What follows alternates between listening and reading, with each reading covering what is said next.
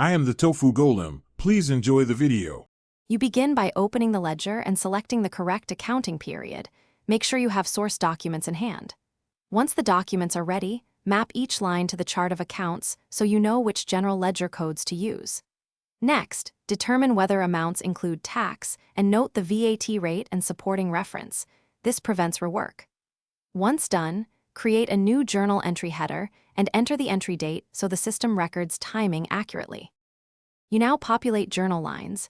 Enter debit and credit amounts so total debits equal total credits. Explain why balancing matters. Next, assign segment details such as cost center, project, or department to support reporting and audits. Then, add clear descriptions and invoice numbers on each line. This saves time when reviewing.